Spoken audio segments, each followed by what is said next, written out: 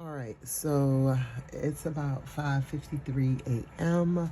on December the 2nd. I am going to listen to this Sarah Boone interview while I do these eggs. Today I have brown eggs. I do not think this is going to work well because they are colder than I want. I think they work best with warm eggs, but they have been sitting out all day, and I did not realize how cold they were because I didn't touch them. So that's my fault. So I'm going to listen to the Sarah Boone interview while I do these eggs today. This will be egg attempt number, what did I say? 5 and 6. So this is 5 and 6. And this Sarah Boone interview. So I've been wanting to do something about it, and I still think I'm going to do one other different type of video with. All right, so I lied. So the beginning of that intro was accurate. I was actually listening to the Sarah Boone interview while I was recording myself doing these eggs. But I did change my mind. I finally found the affidavit. Now, it does not look like it's super interesting or it's much in it, but I am going to actually go through her entire 2-hour interview, piece by piece. Again, I can only do 19-minute videos, so I do apologize. But I really want to go through her interview, so I'm going to read the affidavit now, and then we're going to get into her interview because her trial is coming up. So hopefully you'll stick around. So like I said, I am reading the affidavit that was filed in this case on February the 23rd, 2022 at 23:12, which is 11:12 p.m. So it says on February 24, 2020 at 13:01 hours, Orange County deputies responded to redacted, which is their address, France Lane number 3, Winter Park, Florida, in reference to a female reporting that her boyfriend, Jorge Torres Jr., was deceased. The caller, later identified as Sarah Boone, date of birth October 10, 1977, reported playing a game of hide and seek. Sarah and Jorge jokingly thought it would be funny if Jorge got in the suitcase located in the living room. In the living room. Give me 1 second. Sarah zipped Jorge in the suitcase. Sarah mentioned that she and Jorge had been consuming alcohol during the night, and she went upstairs and passed out in her bed. She later woke up to her cell phone ringing multiple times around 1100 hours. She went downstairs and did not see Jorge anywhere in the apartment. She then realized that he was possibly still inside the suitcase. Sarah unzipped the suitcase and found Jorge unresponsive and not breathing. Shortly after the 911 call, deputies arrived on scene. Orange County Fire Department confirmed that Jorge was in fact deceased around 13:07 hours.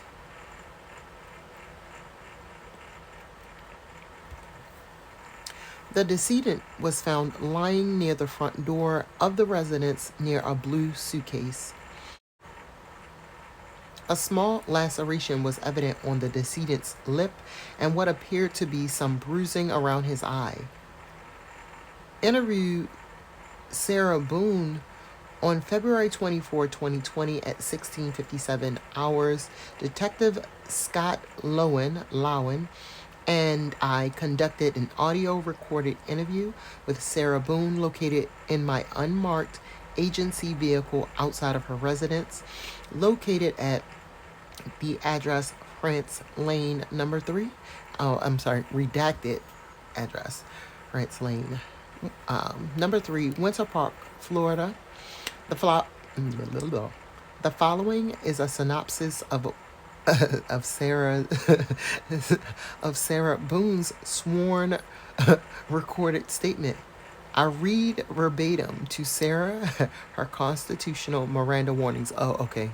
I'm only giggling because after it says that, I can see it coming. There are 1, 2, 3, 4, 5, 6, 7, 8, 9, 10, 11, 12, 13, 14, 15, 16, 17. Oh, I can't even count. It's about 20 redacted black lines. So I'm assuming that that was her Miranda rights.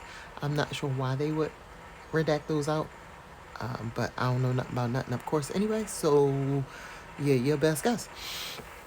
On February 24, 2020, Sarah gave verbal and written consent by signing a waivers. Well, I got an S on it. By signing a waivers and affidavits.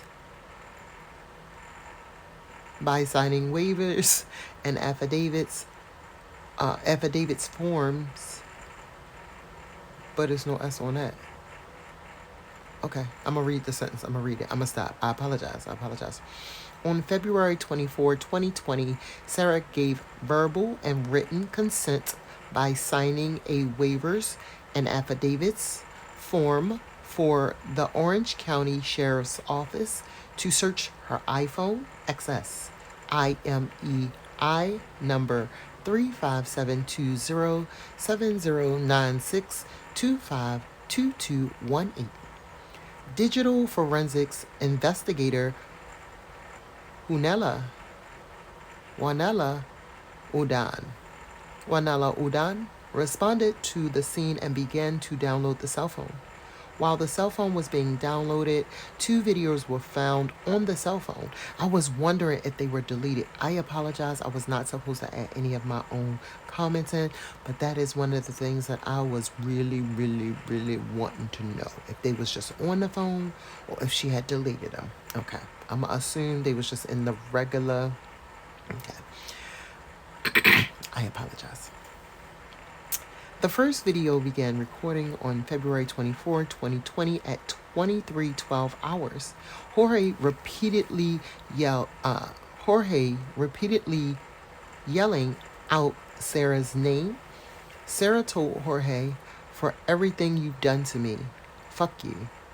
Sarah was laughing when she said, "Fuck you. Stupid." Jesus. I apologize. I think it's all out the window for me not putting my comments in there.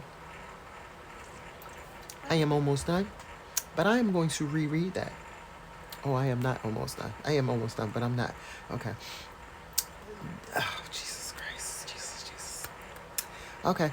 The first video began recording on February 24, 2020 at 23:12 hours. Jorge repeatedly yelling out Sarah's name.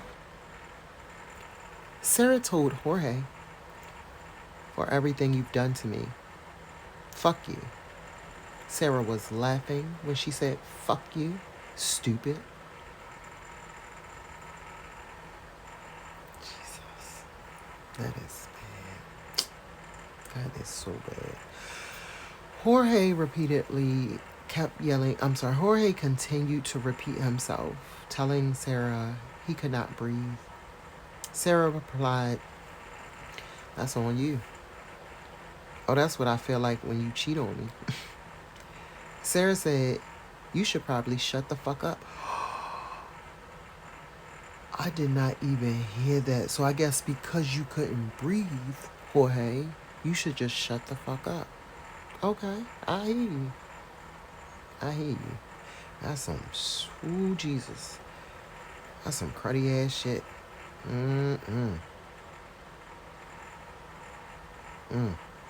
In this video, the suitcase was facing downward, and you can see Jorge pushing on the suitcase in an attempt to get out. The video is 2 minutes and 3 seconds long. The second video began recording on February 24, 2020 hours. Jorge yelled out Sarah's name. The suitcase was now in a different position, facing upwards, and moved over towards the left side of the living room.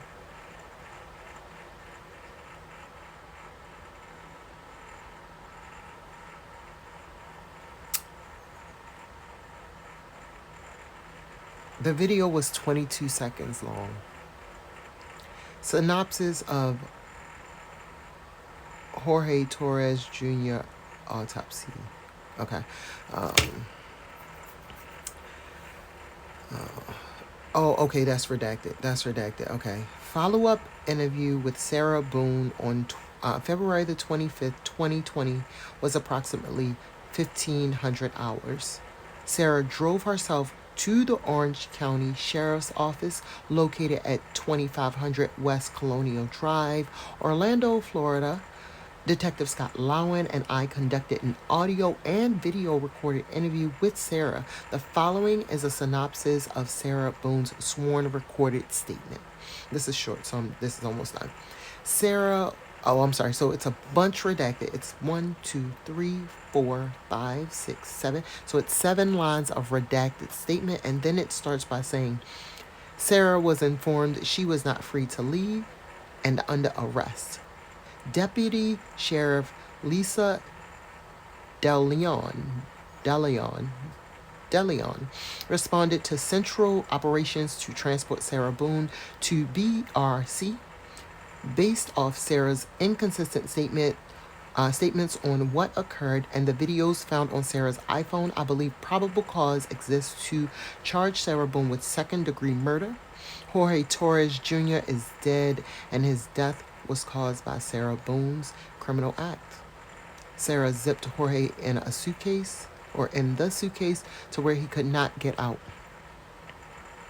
Jorge begged Sarah repeatedly, telling her he could not breathe, and Sarah left him in the suitcase, therefore proves the unlawful killing of Jorge by Sarah's actions. They were admittedly dangerous and demonstrated a depraved mind without regard for Jorge's life.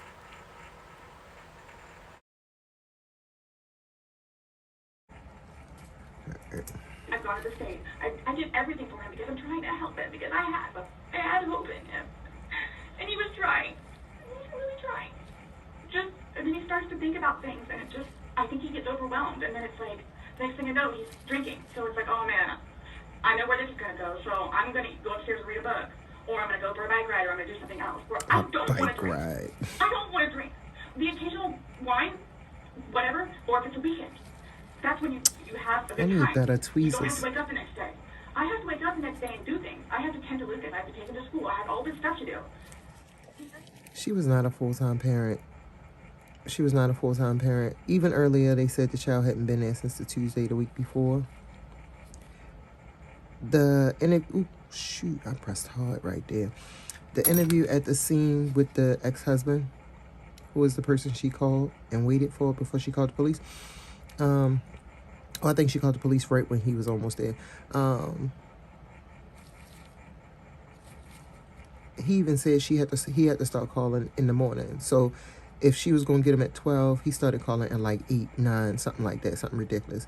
That to me does not sound like an attentive full-time parent, in my opinion. So what you mean you got to take Lucas to school and stuff like that? You do that every day? I guess to maintain himself, where I can do 50 things at once and still know the 50 things more prior that I need to get done. He can't process like that. He didn't process like that. So he would not literally, but have smoke coming out of his ears. So the next thing you know, he doesn't want to deal with it. I'm going to go get something to drink. So the majority of the time, I would hang out outside or do something else because I don't want to drink.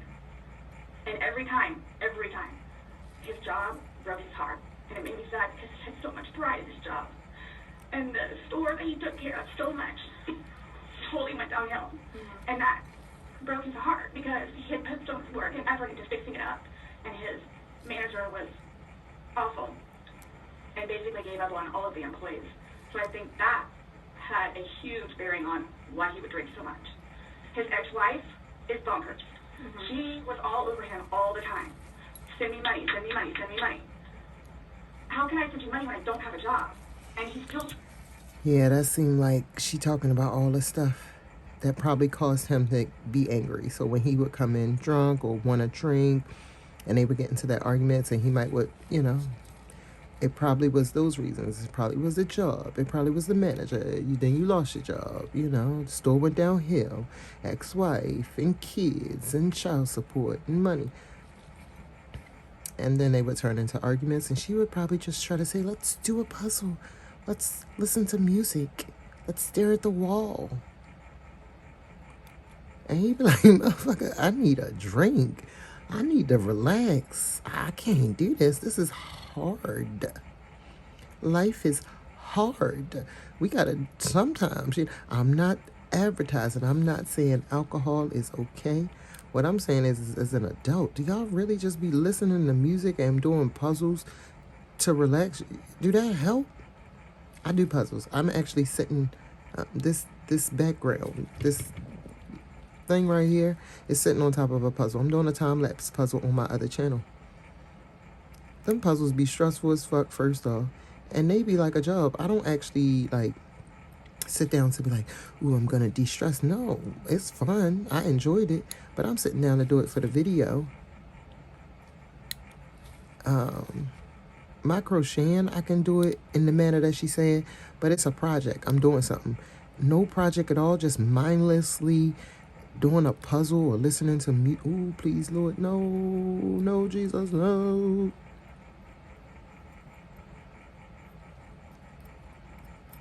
Yeah, I don't know. I don't get it. I like to do it for the fun of the competition of stuff. I think. But, ooh, yep. Okay, good. So I'm not going to be able to finish this. I got to clock in for work soon, so I need to finish getting ready. But I'm doing good so far. I'm proud of this egg. This one went down fast. This one is definitely cracked right there. It's dried up. But you might be able to see the glistening. You can see the glistening, something stuck to it. But this one we doing good on. So I'm going to put this one down, and I'll be back, and I'm going to pray that it's okay to leave it like this. Yeah, that's nice and firm. It's still closed. All right, so we will pick up on this Sarah Boone stuff eventually, maybe one day, quite possibly in the future. This is not gonna be no pressure. I'm not gonna hurry up trying to finish this. It's like I said, it's an hour and 55 minutes, and I don't even think people really want to watch it like that. But I wanted to do one with her, and I think this is a good way to do it. This is a good way to do it. I can go through my trials and crack my eggs at the same time. Ooh, I gotta be careful. See how I'm just not careful at all? Maybe I should do that. Maybe I should do that. Okay. All right, y'all. Bye.